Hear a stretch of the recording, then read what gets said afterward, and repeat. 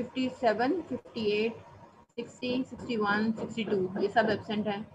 फिर 64 और 65 एब्सेंट है। इसके बाद 68 एब्सेंट है। ठीक है, अब मैं इसको सबमिट कर रही हूँ। Ma'am roll number 5 ma'am present है। 35 प्रेजेंट है। 35 की अभी आपने चेक नहीं किया कि आपकी प्रेजेंट में आई या नहीं आई? नहीं मैम, आपने एब्सेंट लगाई हुई है। ओके, हो गई आपकी प्रेजेंट। ठीक है, और मैम 5 भी प्रेजेंट है। 5 प्रेजेंट है, बिल्कुल लगी हुई है आपकी। अब मैं इसको सबमिट कर रही यस हूँ। मैम। ठीक है, बाद हम अपने लेक्चर पे चलते हैं।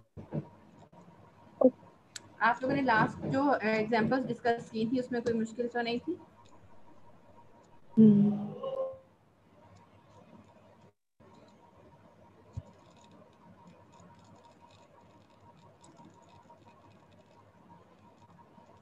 अभी मैं आपसे एक क्वेश्चन शेयर कर रही हूँ, इसको आप लोग ज़रा देखेंगे।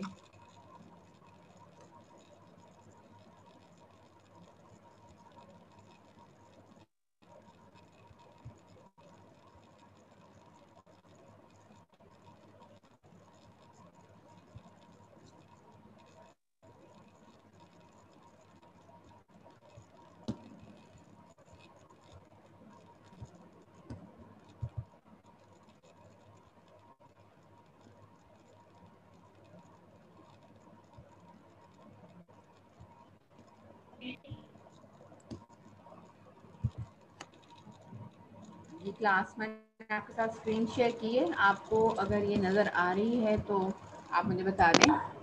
यस मैम, आ रही है। जी मैम, हो रही है। यहाँ पे एक लिखी हुई है, इसको थोड़ा सा इनलार्ज कर देती हूँ।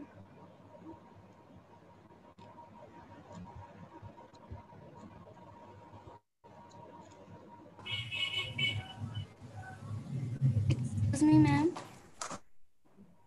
जी, एग्जाम्पल में क्या लिखा हुआ? Let alpha from r to r cube be given by alpha of t where t alpha t क्या है? t cube 0 and 0।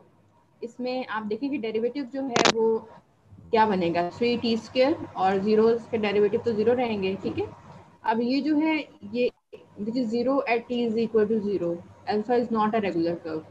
तो इस केस में हमें c के क्लास भी फाइंड आउट करने की जरूरत नहीं है। अगर अल्फा का डेरिवेटिव 0 आ जाता है गिवन डोमेन में किसी पॉइंट पे, अब डोमेन कहाँ से पता लग रही है हमें? यहाँ पे जो बताया ये alpha from r to r cube means के रियल नंबर्स लेंगे और आपके पास आंसर 3 डायमेंशन में आएगा। और कैसे आएगा? अल्फा के अंदर हम t पुट करेंगे, 0 रखेंगे, 1 रखेंगे, जो भी वैल्यू रखेंगे, उससे आपके पास एक पूरा कर्व डिफाइन हो जाएगा। और हमें इसको चेक करना है कि जो कर्व है वो रेगुलर है या नहीं। उसके लिए हम इसका फर्स्ट ऑर्डर डेरिवेटिव लेंगे, ये आपके सामने मौजूद है। और इसमें एक ऐसा पॉइंट हमें मिल रहा है जहाँ पे डेरिवेटिव 0 हो सकता है, दैट इज जब हम t को 0 रखते हैं तो ये पूरा डेरिवेटिव 0 हो जाएगा। इसका मतलब है कि ये कर्व रेगुलर कर्व नहीं होगा।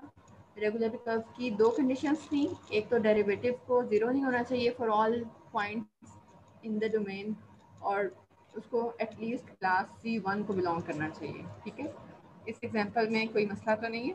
अगर है तो आप पूछ सकते हैं। इसी तरह की नो और मैम। एग्जांपल में मौजूद है। इसमें देखें alpha from r to r cube, दोबारा रियल नंबर्स में से लेंगे हम लोग वैल्यूज और आंसर्स हमारे पास 3 डायमेंशन में आ जाएंगे स्पेस में। B given by alpha of t cube plus t and 0 0। दो कंपोनेंट 0 हैं और फर्स्ट कंपोनेंट जो है वो t क्यूब प्लस t है। इसका हम लोग डेरिवेटिव लेंगे तो ये 3t स्क्वायर प्लस 1 हो जाएगा। ठीक है, अब इसमें देखें कि आप अगर t को 0 भी रख देते हैं तो ये इस 1 की वजह से ये 0 नहीं हो पाएगा। मतलब इसके दो कंपोनेंट्स ऑलरेडी 0 हैं, लेकिन जो फर्स्ट कंपोनेंट है इसमें अगर हम t को 0 भी रखते हैं तब भी ये 1 रहेगा। तो दिस मीन्स कि ये जो डेरिवेटिव है ये 0 नहीं हो रहा। एक कंडीशन फुलफिल होगी। ठीक है, और सेकंड कंडीशन क्या थी कि C1 क्लास को एटलीस्ट बिलोंग करे। तो अब आप ये देखिए इसका पहला डेरिवेटिव आपके सामने मौजूद है। क्या रियल नंबर्स में कोई ऐसा पॉइंट है जिसपे ये अनडिफाइंड हो सके?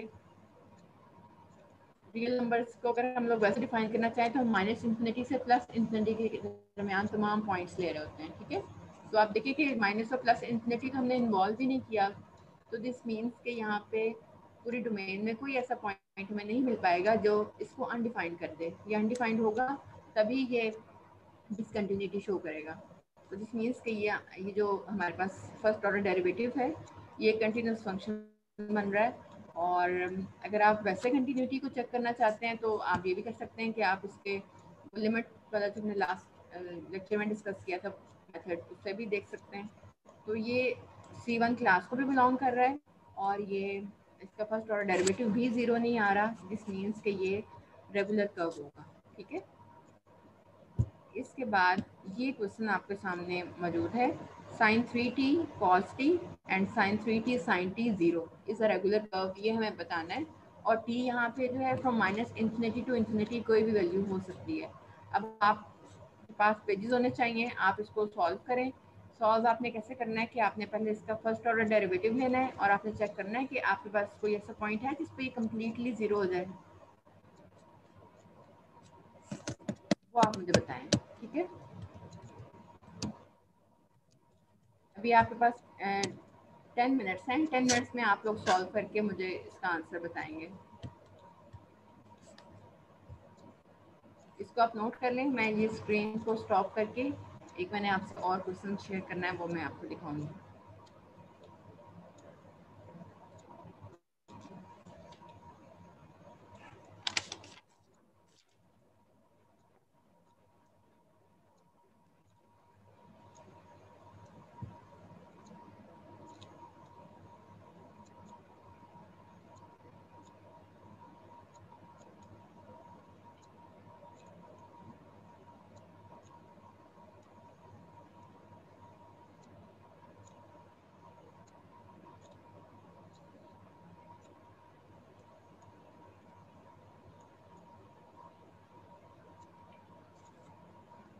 जी आप लोगों ने नोट कर लिए तो मैं इसको स्टॉप कर लूँ।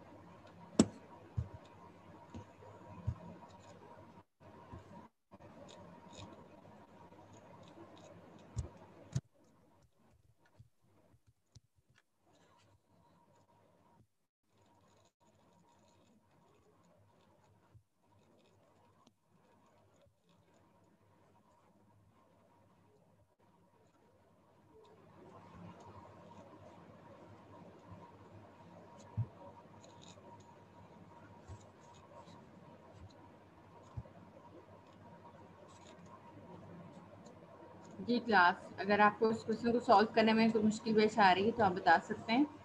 और आप कर भी रहे हैं या नहीं कर रहे हैं? मैम कर रहे हैं। Okay good.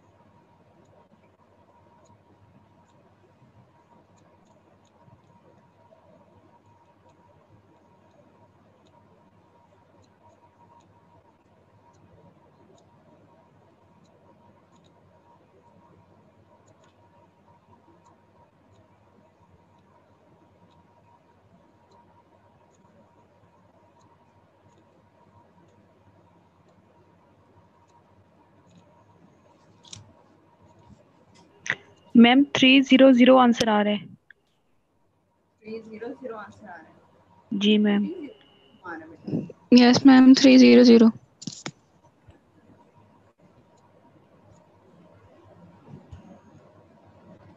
ओके, जब आप 0 रखते हैं उस वक्त आप कह रही हैं।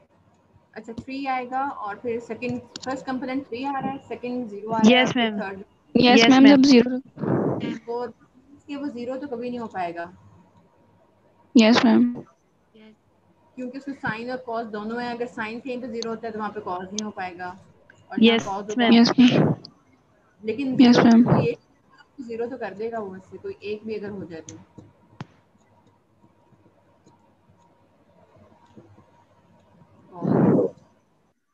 अच्छा, अब एक कंडीशन तो फुलफिल होगी। अब आपने देखना है कि क्लास सीके को या C1 को बिलोंग करें।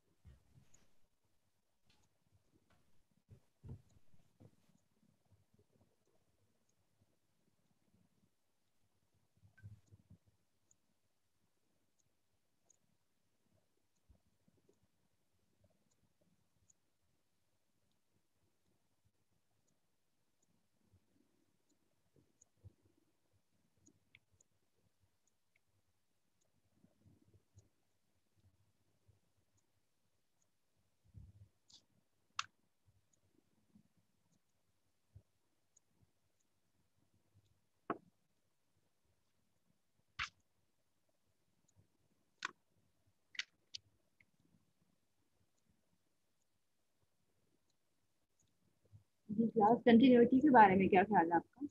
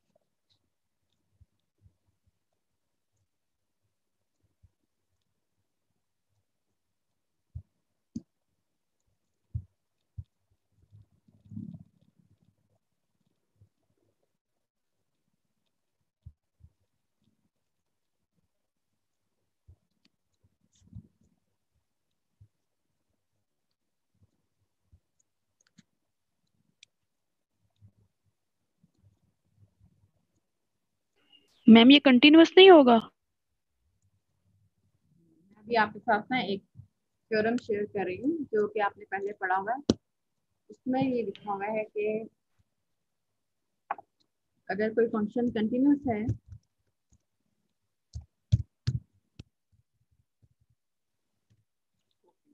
थ्योरम में लिखा हुआ है कि अगर कोई फंक्शन कंटिन्यूस है तो उसका सम, अगर कोई से दो फंक्शंस कंटिन्यूस हैं तो उनका सम, उनका प्रोडक्ट, उनका कोशेंट और उनकी जो कंपोजिशन होती है वो सब के सब कंटिन्यूस होंगे।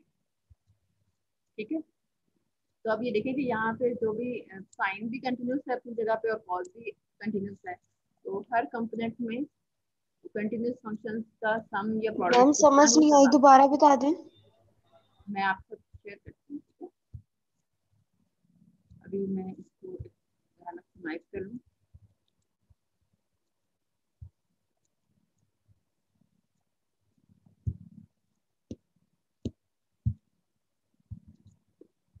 अब आपको नजर आ रहा है? Yes ma'am. सम है ये sum product and quotient of continuous function.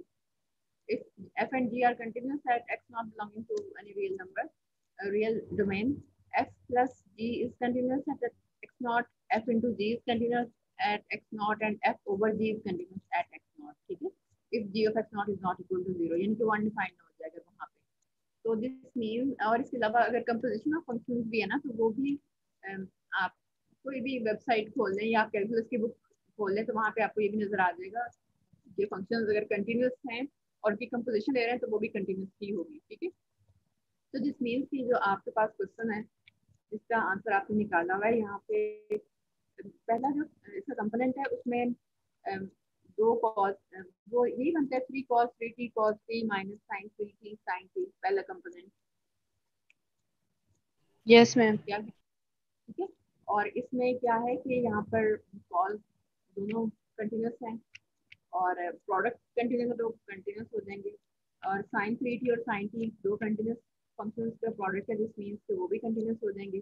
फिर उनको वो सब्ट्रैक्ट हो रहे हैं, तो एडिशन और सब्ट्रैक्शन जो है वो हम लोग इकट्ठा ही एक लेते हैं। एडिशन सॉरी सब्ट्रैक्शन जो है वो एडिशन का ही एक यस मैम। फॉर्म है, या ऐसे कह सकते हैं कि एडिशन जो सब्ट्रैक्शन की एक टाइप है। ठीक है? तो उसमें इसी तरह सेकंड जो टर्म बनती है वो मेरे पास आंसर उसका 3 cos 3t sin t plus sin 3t cos t आ रहा है।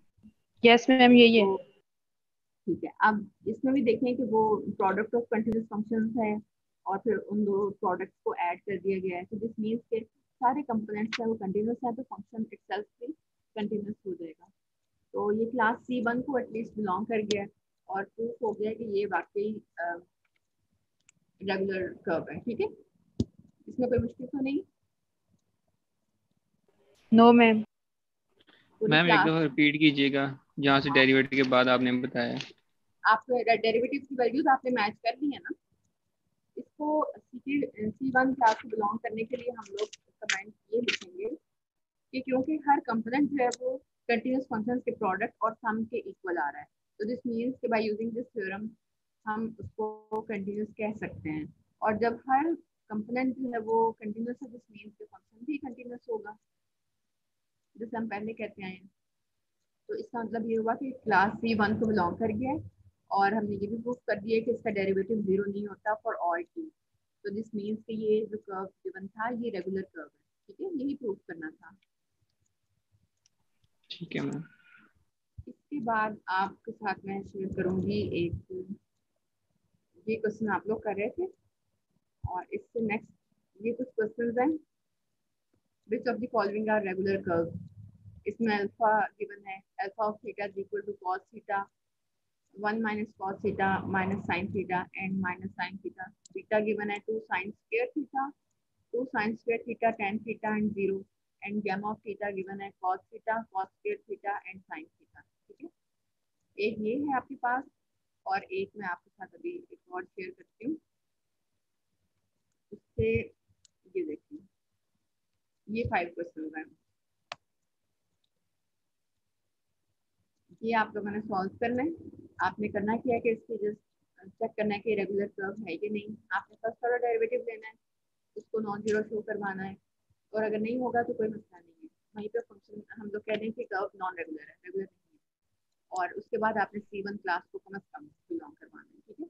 इनमें से मोस्टली तो ऐसे ही हैं जो हम कई बार डिस्कस कर चुके हैं, लेकिन आप इनको प्रॉपरली लिख के इसका डेरिवेटिव लेके शो करेंगे। फिर आप इसमें जो आर्ग्यूमेंट देते हैं ना हम लोग, जैसे कि साइन, क्योंकि एक कंटिन्यूस फंक्शन है तो इसलिए मतलब हर कंपोनेंट के बारे में आप एक छोटी छोटी लाइन लिखेंगे जिसमें आप बताएंगे कि कंटिन्यूस है इसलिए हम पूरे फंक्शन को कंटिन्यूस कह रहे हैं। तो वो आप लोग इसको सॉल्व करेंगे और आप में से कोई एक स्टूडेंट इसको नीट सॉल्व करके ग्रुप में शेयर कर दे ताकि मैं इसको चेक भी कर लूँ और बाकी लोगों के साथ भी शेयर हो जाए। ओके मैम, ठीक होगा। ये जो आपका टॉपिक है ना रेगुलर कर्व का, ये यहाँ पे खत्म हो गया। ये और बात है कि आगे हर जगह पे हम लोग रेगुलर कर्व और सीके फंक्शन को यूज करेंगे, लेकिन आपके कंसेप्ट मेरे हिसाब से क्लियर हो जाने चाहिए। और अगर आपको कोई मुश्किल है तो आप मंडे को जो आपकी क्लास होगी ना उसमें आप मुझसे पूछ सकते हैं, क्योंकि उसके बाद फिर हम लोग नेक्स्ट कंसेप्ट पे जाएंगे। तो अगर आप इसी को लेके कंफ्यूजन लेके चलेंगे तो फिर आगे आपके लिए मुश्किल हो जाएगा। अभी आप चाहते हैं तो बैठ के इन क्वेश्चन को सॉल्व कर लें, और अगर आप चाहते हैं तो हम मीटिंग एंड भी करें। अभी 5 to 6 मिनट हैं हमारे पास। मैम हम इन्हीं को सॉल्व कर लेते हैं, आज के लिए काफी। देख लें किसी में कुछ समझ में नहीं आया पूरे मैम लेक्चर 1 के मैम लेक्चर 1 के रिलेटेड आपने जो प्रॉब्लम्स दी थी ना वो नहीं सॉल्व हो रही। बेटे थोड़ा सा ऊंची बोले ताकि मुझे पता लगे। मैम लेक्चर 1 से रिलेटेड जो आपने प्रॉब्लम्स दी थी ना वो सॉल्व नहीं हो रही। सॉल्व नहीं हो रही। यस मैम, वो समझ नहीं आ रही क्या मुझे। मसला, उसमें क्या मसला आ रहा है वो डिस्कस कर लें, या उसको मंडे जी को डिस्कस कर लें। अभी आप इस पे फोकस रखें, ठीक ओके है। मैम। मंडे को हम थोड़ा सा नेक्स्ट भी पढ़ लेंगे, लेकिन उससे पहले हम फर्स्ट लेक्चर वाली जो प्रॉब्लम्स है उनको डिस्कस कर लेंगे, ठीक है। अगर उसमें कोई मुश्किल है तो वो आप डिस्कस करेंगे। अगर किसी ने कर लिया है तो वो ग्रुप में शेयर कर लें ताकि वो चेक भी हो जाए और सबको पता भी लग जाए कि आंसर क्या आ रहे हैं। ठीक है, अब आपको सभी को क्लियर है, किसी कोई मुश्किल तो नहीं है रेगुलर कर्व की डेफिनेशन से रेलेवेंट, या फिर कोई जो कंसेप्ट हमने पढ़ा नो ठीक है मैम। फंक्शन पूरी क्लास में किसी को कोई प्रॉब्लम नहीं है? अच्छी बात है ये तो। ठीक है, आप इनको सॉल्व करें और फिर आप मुझसे कोई नीटली इसको लिख के सारे आपने ना वो भी देने हैं साथ में आर्गुमेंट्स के भी, हम क्यों इसको कह रहे हैं कि कंटिन्यूस है, तो आप शेयर करें।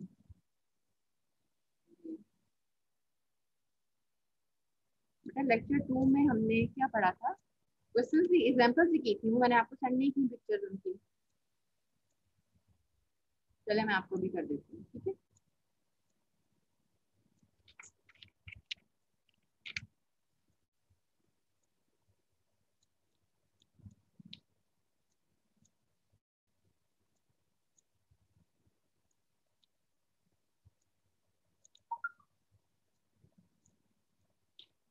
ठीक है, आप लेक्चर की मैं एंड कर रही हूँ और मैं आपको पिक्चर्स की सेंड करती हूँ। लास्ट आपका लेक्चर था और ये जो आज आपको मैंने क्वेश्चन किए हैं ये भी मैं आपके साथ शेयर कर रही हूँ, ठीक है, ग्रुप में। अल्लाह हाफिज। अल्लाह हाफिज।